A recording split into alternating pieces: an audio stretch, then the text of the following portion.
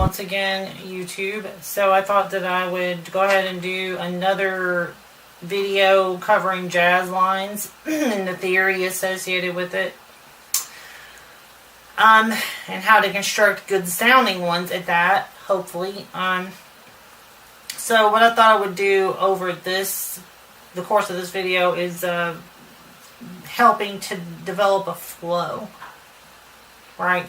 So we're trying to develop like a very natural feel with regards to rhythm and how it's applied melodically and harmonically over different kinds of changes. So what you just heard was Cherokee, obviously, and the kind of a nice, one down.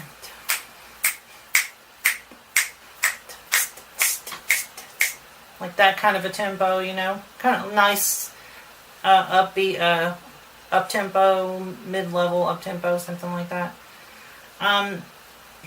So yeah, one thing that a lot of players seem to have trouble with is like how to take a tune like that and then really, just flow with it. Like there's no,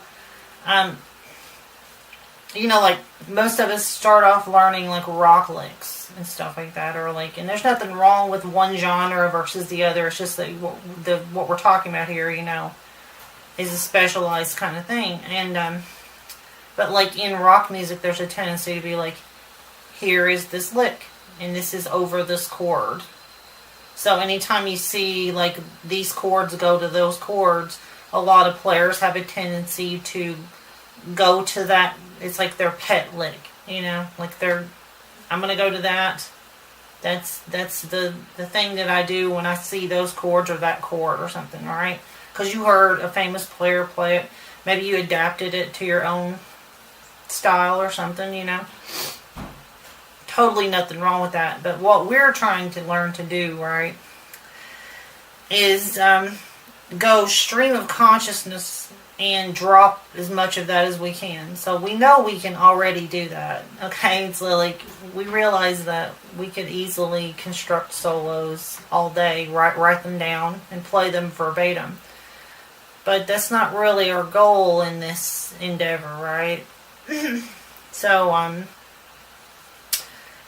yeah, so a lot of it has to do with the rhythm, right? I mean, this is all a rhythm-based activity at the end of the day.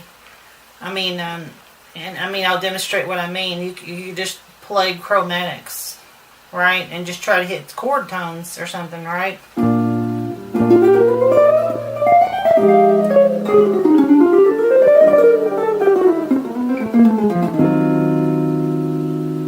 Those are entirely just crazy chromatics.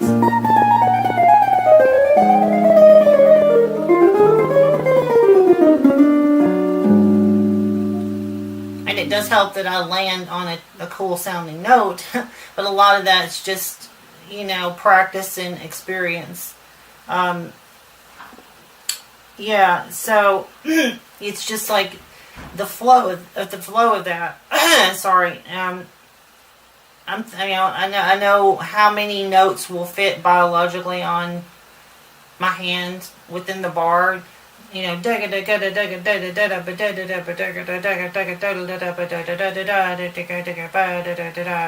it's, you know.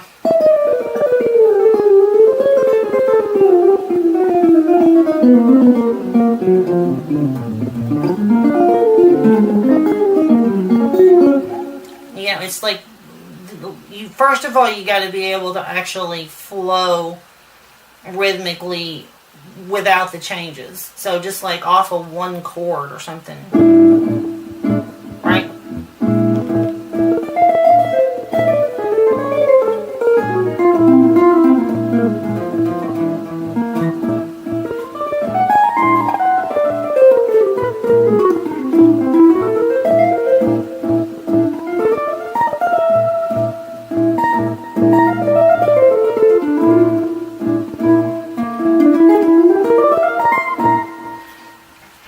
So, I mean, that's important to be able to do that. And that's a very specific kind of thing. So, one of the mistakes I think people make in trying to do this is to think too much about the scale and trying to play most of the scale. We need to just throw that away. It's not going to work in most scenarios. You know, you can't just play most of the scale. You have to just pick and choose a few notes, a little bits and pieces, and then move on to a different idea. You know, I didn't really cover this in the last video, but like, you know, one thing I sometimes I do as a practice tool is to, or maybe I did. I think maybe I did. I just stay like in one area, one position as much as possible. All right.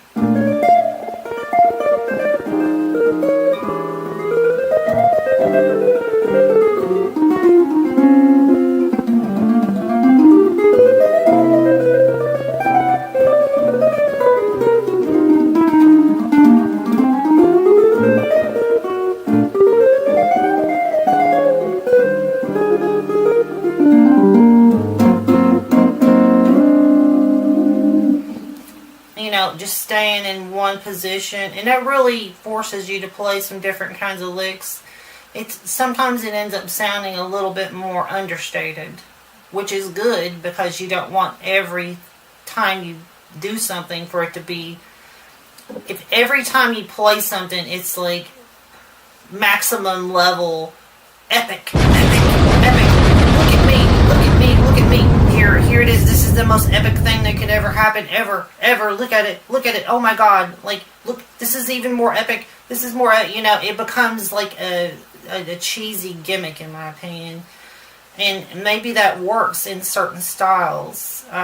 When you're trying to do like a real modern, bombastic pyrotechnics type thing, well, you would expect to see something like that. But as a jazz player or somebody that's using jazz language or interested in using this fusion type approach, always going for epic 365 24/7 is kind of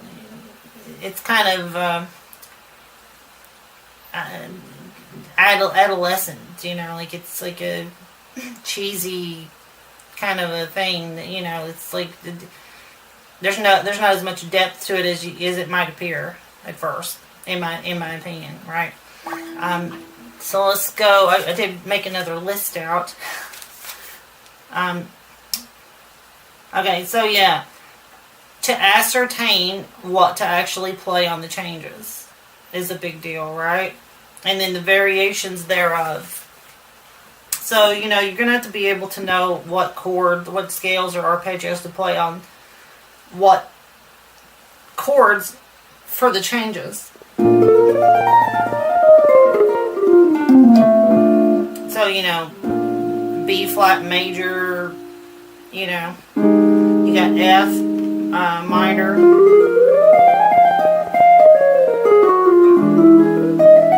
If you play the substitution where you go down, you're doing tritone subs, maybe you do like a E7 sharp 9.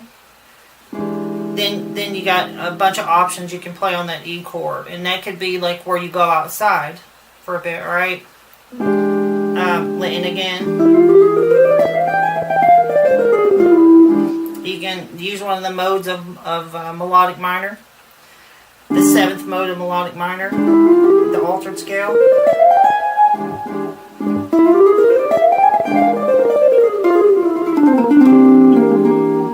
A lot of times I'll use the arpeggio of the 7 sharp 9, or maybe diminish this lick. One of those.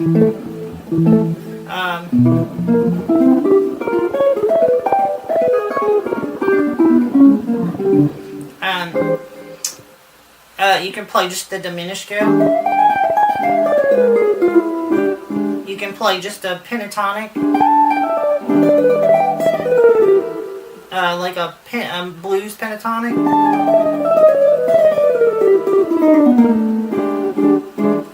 You can play the major.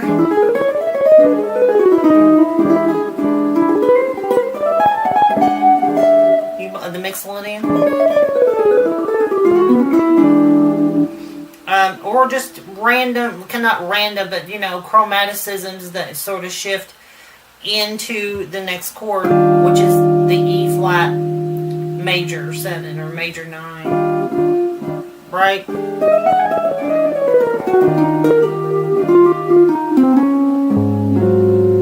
And then there, a lot of times I like to go for some version of an arpeggio in the A7,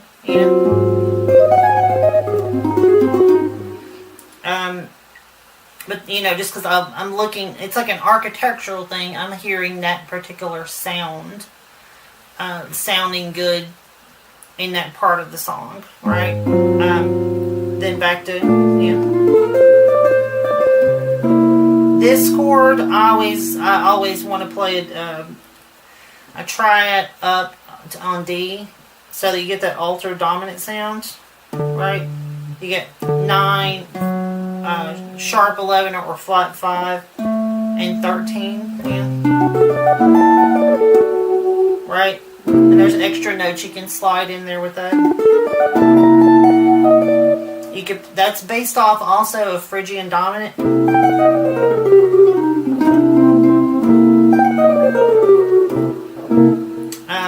It resolves to C minor.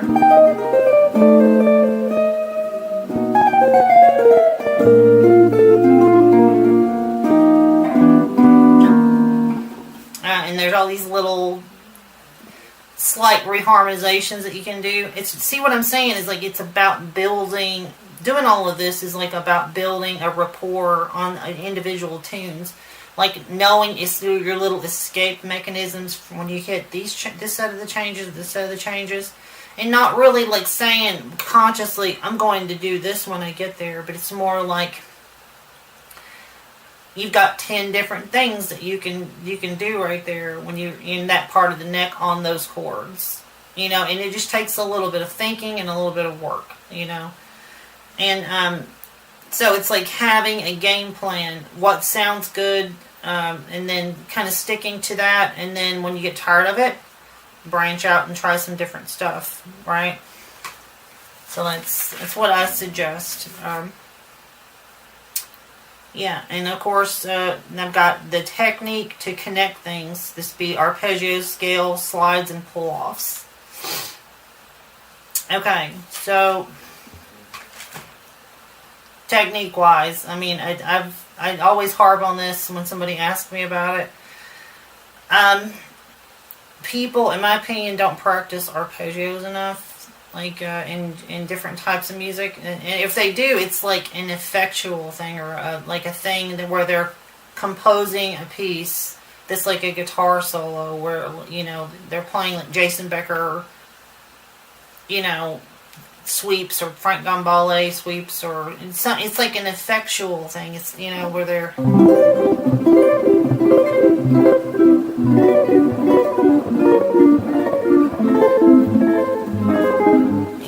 which is again, there's nothing wrong with that. It's just that the use of if you really can play arpeggios, there's so much musical stuff that you can do with it, which requires you to like actually learn this stuff.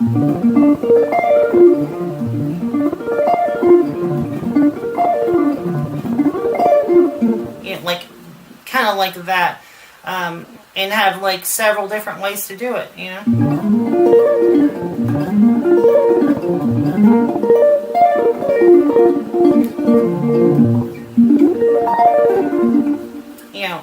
All of that, in every key, in every different chord value.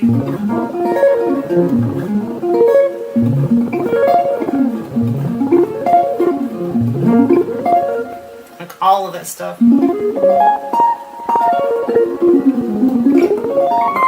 And then branch out into like different groupings of 3, groupings of 4, and 2 octaves, 3 octaves, and then if you're doing that, it's already going to be, like you're teaching yourself where to slide, where to shift, for maximum efficiency, that kind of thing. I just, like a lot of times I'll take a tune and like run the whole thing. Just like all the arpeggios that I can.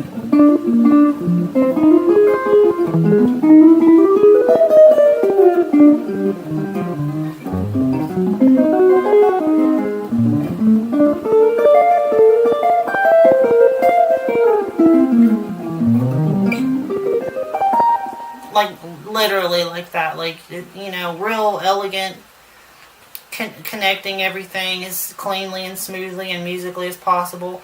And you would be surprised how much of that stuff will end up in your improvised lines. And it helps you to master the fingerboard, right? Because if you haven't mastered the fingerboard, I don't think it's easy to play real flowing type jazz lines in the first place, because the two things are kind of interrelated amongst each other. Yeah, and I've already mentioned a bunch of players. So, like, you hear Pat Metheny play, or somebody, even Mike Stern. A bunch of new players like Julian Lage, there's a ton of awesome players, like Jimmy Bruno.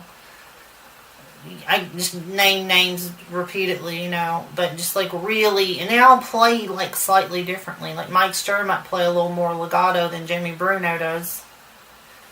McLaughlin plays a whole lot more staccato than basically everybody, as does Al Di Meola. But they all have that same smoothness about the way they play, like, and of course, like somebody like Alan Holdsworth, who's like a fusion person, the demigod or something, right? That's all legato, but the same thing is present there. It's like a flowing type of thing. Of course, Alan would do a lot more, and I'm going to use 2 hands, but like Alan would use a lot more dissonance, maybe, to connect things, even like on a tune where there's changes that are consonant or something, Alan's doing all that to like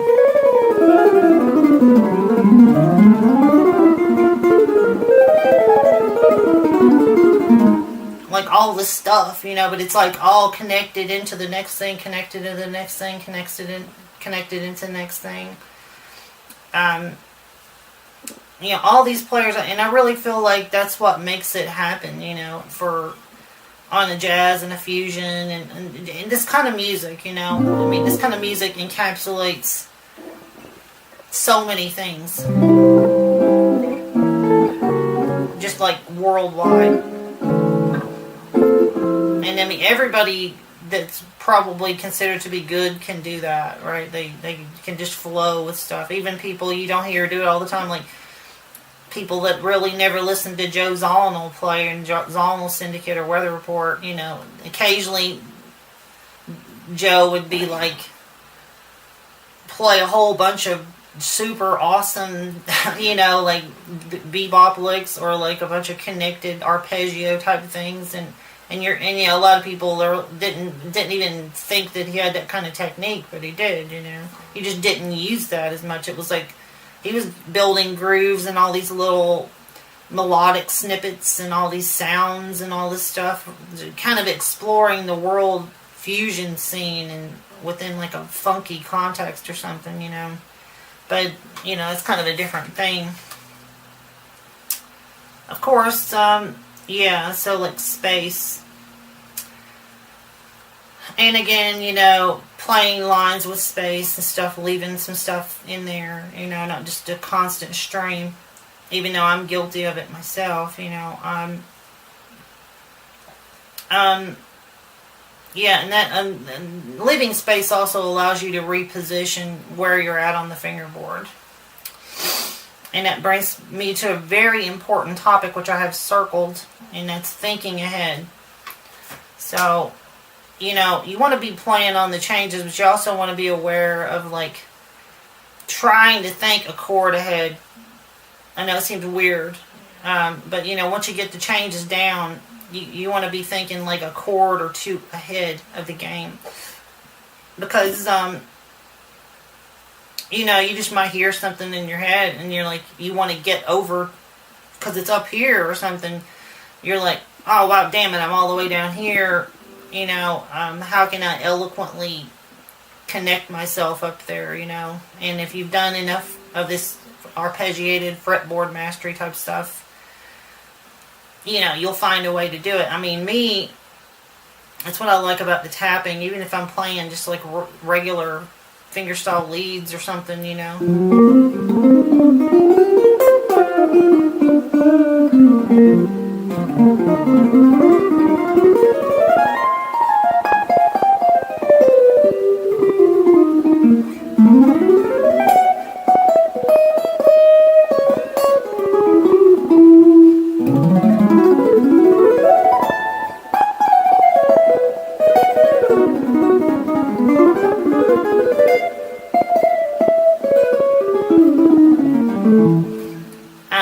You know, so you can play very fluidly and accurately,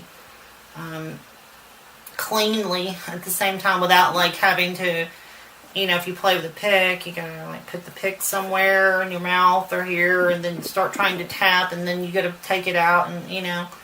But if you just play with your fingers, you can just go seamlessly from one thing to the next, and from two-handed polyphony to like single lines and fingerstyle and all this stuff, you know. Go from like slapping to fingerstyle, or like playing a lead part to, you know. And anyway, but that's like a guitar thing. If you're playing a different instrument, none of this really matters to you. Well, but yeah, so like thinking ahead, that's let's see. Okay, so I have this exercise that I thought of yesterday. I think it was like last night. I was like, yeah, maybe this would be a good way to get people thinking how to develop their flow a little bit better. So let's take like a G7, right? And then what we're going to do is just move it up chromatically. Right? And then we're playing lines. You obviously, maybe if you're not playing two-handed or something, you're going to want to, you know, get like a looper and do this, or like record a file and have it, you know, like an audio file and have it loop it. So we're, you know, real slow, like 1, 2, 3, 4, you know.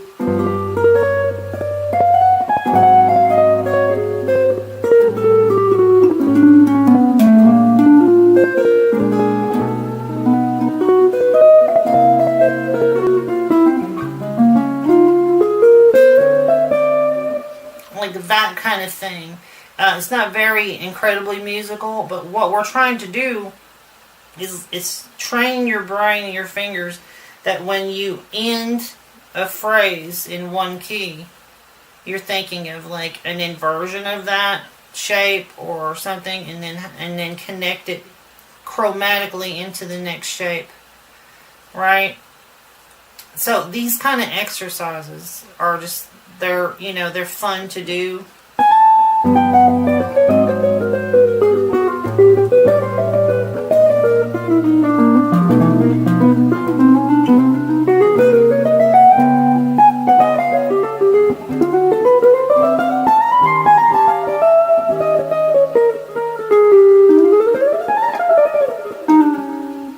Anyway, and you can go a little outside here and there, but just trying to make it musical, right? And then you can try different intervals, maybe go whole steps, or do just circle of fifths.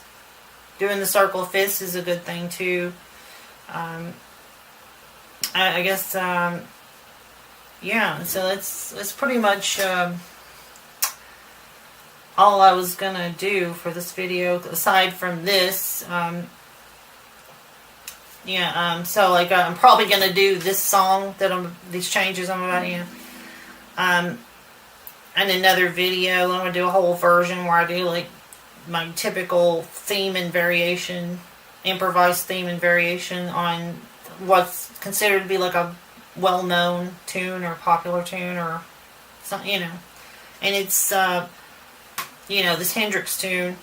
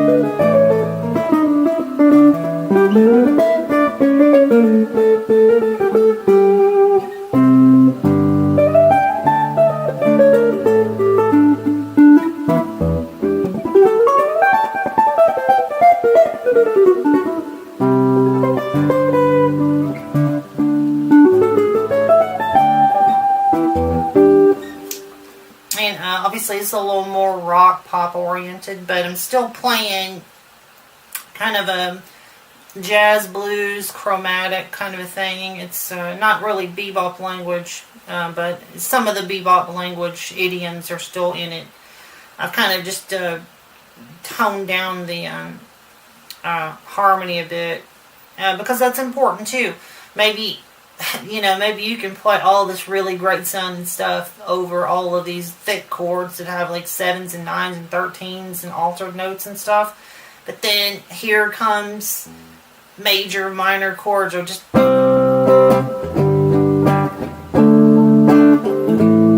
then like nothing you play sounds good, right? But you hear some of what maybe the great players play over that, and they're still doing stuff that's cool. So it's like it's still the same thing. It's like finding what works, using your musical taste, thinking about the architecture of the tune, thinking about how you fit into this, what you're trying to say with this song or over these changes. It's a building like a more artistic viewpoint and set of tools to use. No matter what the piece is. Like you hear Pat Metheny play a Beatles song or just like a really cheesy standard, and it's like, damn, that's really interesting, like what that was, like whatever the little thing that went on, so what did I write? Let's see.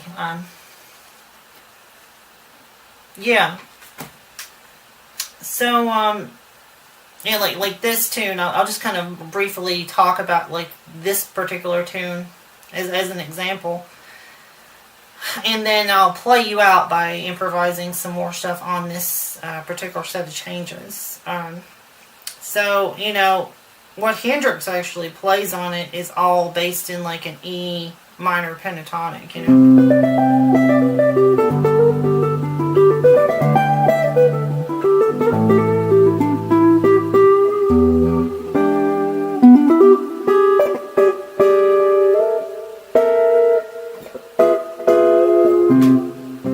right? And it sounds great.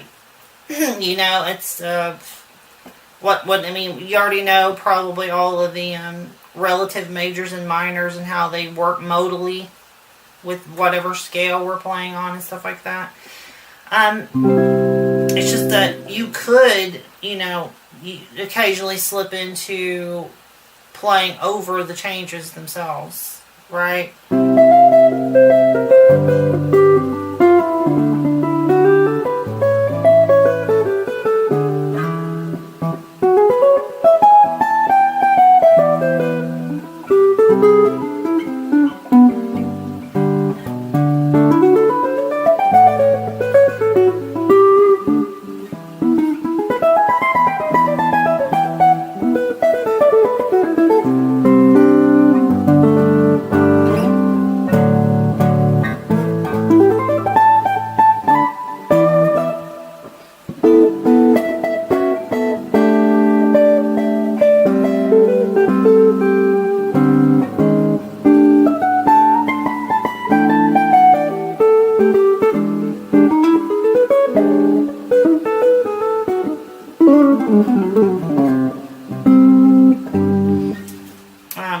Too sidetracked here. So you could play on every chord. You could, what kind of sounds the best to me in a lot of scenarios is to play like the E minor, you know, for like the first two chords, and then play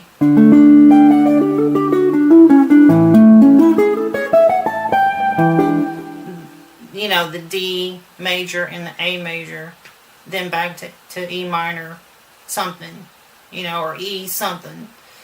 And so that's an example of finding out what works for you. There's all these things. Yeah.